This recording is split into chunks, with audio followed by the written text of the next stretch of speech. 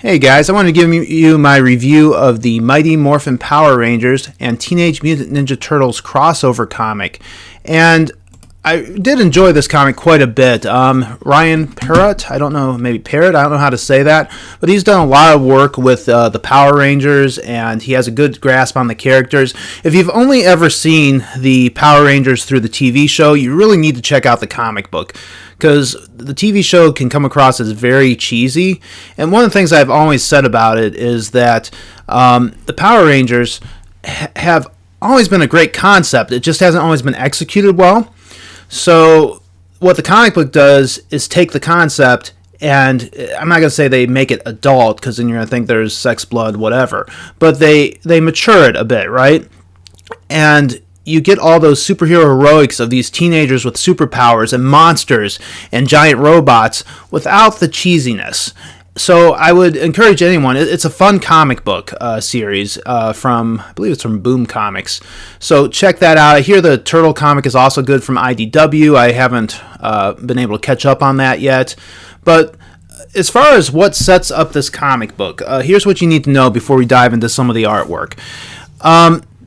The Green Ranger, Tommy Oliver, has gone to undercover with the Foot Clan to investigate the disappearance of one of his friends. And he hasn't told any of the other Rangers. So they don't know what's going on with him. And the Ninja Turtles run into him and think that he's a bad guy. So when the Rangers show up looking for him, they see the Turtles fighting the Green Ranger, and of course think that they're the enemies.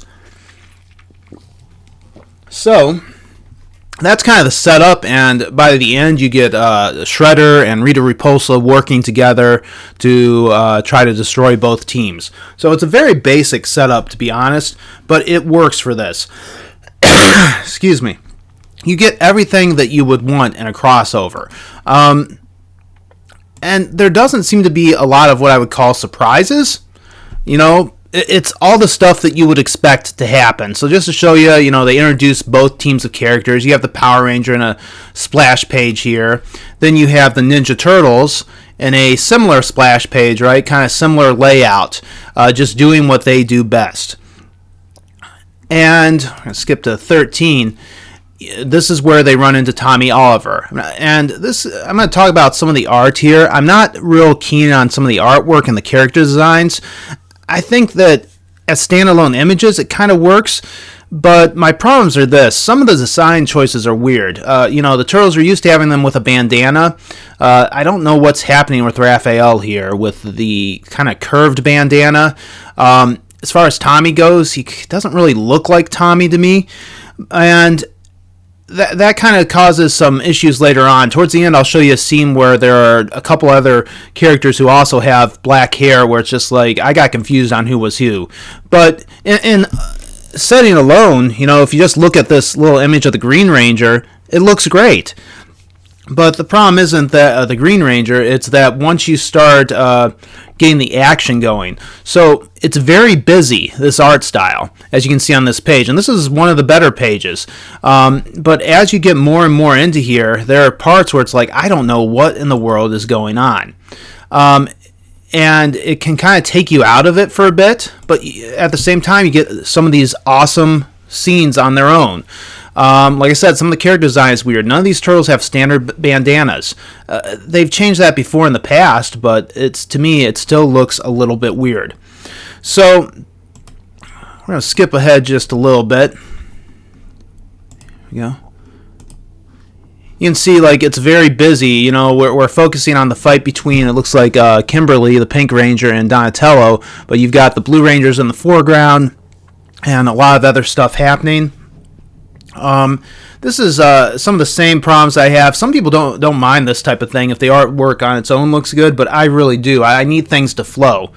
But you get all the stuff that you would want from a Turtles crossover with the Power Rangers. You get the smart guys talking to each other and kind of making plans to hang out, like, hey, you could help me with some of the Megazord, make some improvements on them. And Donnie, being a big fan, is so excited about that. Excuse me.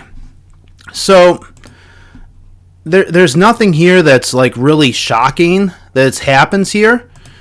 But it's, you've got another scene here where the leaders, Leonardo and the Red Ranger, Jason, are comparing fighting styles. Well, should I use this fighting style or that fighting style? These are the things you want to see in a superhero crossover. And you get the villain getting a hold of the powers from the other side, and Shredder just being totally crazy using these powers. And I love that. Let's kind of go ahead. But you also get these scenes where he's fighting Rita here, but I'm not 100% sure. I know somebody's being hurt. I know Rita's being hurt, and I know she's striking back, but I really don't know who's doing what to what. And that kind of gives me a little bit of an issue with some of the artwork here. It's not the biggest deal. I mean, I couldn't do better. And then you go back to some beautiful artwork, the heroes transforming. So we're about halfway through the flip through of this. You also get a lot of character moments. Right here you have, Shredder mocking Billy, who's kind of seen as lesser as a fighter. Says, "How pathetic, you don't deserve these powers. Who are you without them?" And he just says, "You're about to find out." And then Trini knocks the Shredder away. And you think that's what he's talking about. But later on you find out that actually during the fight, Billy had planted a tracking device on the Shredder. So that is, you have these setups and these payoffs that happen a couple times in this book. And of course you get the Turtles plus April using the Ranger powers. This is, great designs on them. I love the designs on them. And like I said, it's nothing shocking. Of course the Turtles are going to use the Ranger powers in this book because that's what everybody wants to see. And you want to see them using the Megazord, which in a couple pages we're actually going to see. Let me just flip ahead. You get the Rangers getting guidance from Master Splinter about being ninjas and having to be more sneaky and not just going in there head first. You get Casey Jones as well. He shows up. All the beats that you want are in here. But once again, here's another fight scene. Okay, I'm not 100% sure what's happening. And oh my gosh, this is crazy. I have no clue what is happening here. Things are blowing up. There's a monster. He's shooting down the arrows. But, I need my art to be a little bit cleaner for me to give it a full pass. This is why, sometimes I like some of the more classic artists rather than the more top-notch artists. There's I don't know how you say his name. It starts with an H. It's Humberto Ramos. A lot of people like his style, but I always got confused on. Okay, I think the art looks good on its own, but I don't think that the comic flows. I like things like Mark Bagley, classic. John Romita Jr., John Romita Sr., Steve Ditko. I could always tell what was going on. Sometimes they get a little bit. Sometimes when artists go for too much flash, it just makes things confusing. And this actually did catch me by surprise. It shouldn't have, but Bebop and Rocksteady being grown or enlarged by Rita Repulsa and the Turtles and the Megazord fighting them. I probably should have expected that. That's totally awesome. So we get the Zord fight, but it's not just, we get Shredder using the Dragon Zord. And we get what are the Rangers doing during this time? Well, earlier in the comic, when Donnie was hanging out with Billy, Donnie was showing off his inventions of Metalhead.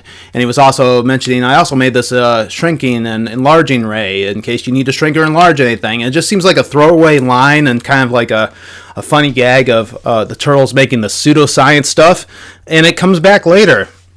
The Rangers, Billy took the Metalhead robot and the enlarging ray and made a new Zord. And that is one of the skills of this writer, is that they seem to set things up and then pay it off. And not only that, but Metalhead combines with the Megazord to make the Turtle Megazord.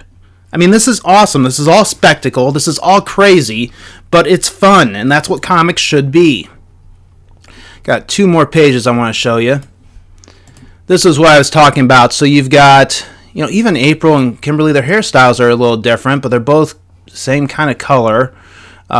You've got, I thought this was, so this is, if you look at the third panel, I forget that my mouse doesn't really point.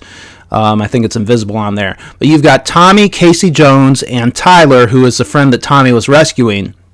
And I thought Casey Jones was Tommy because of this close-up. I couldn't see that he didn't have long hair, so I was really confused at that moment. So, yeah, the artwork, it's like good on its own, but it's not polished, in my opinion.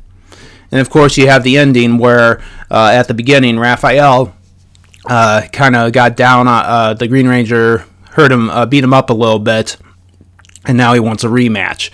So, yeah, overall, this comic was fun. You know, some of the artwork made things a little confusing at times, but the comic itself was fun. It had, you know, I wanted to see the Turtles and the Rangers fight, even though it's a standard trope of crossovers. I want to see, you know, the Turtles get to use the Ranger powers. I want to see giant battles, you know, and Rita and everything, and just see how their worlds interact. And this comic did a really good job of it. With the approach they took too, just so you're wondering, because there's usually two approaches in crossovers. One is there's something happens and these worlds collide, magic, a portal opens, or whatever. The other is that these worlds have always existed side by side. And we just haven't run into each other before, and this is our first meeting.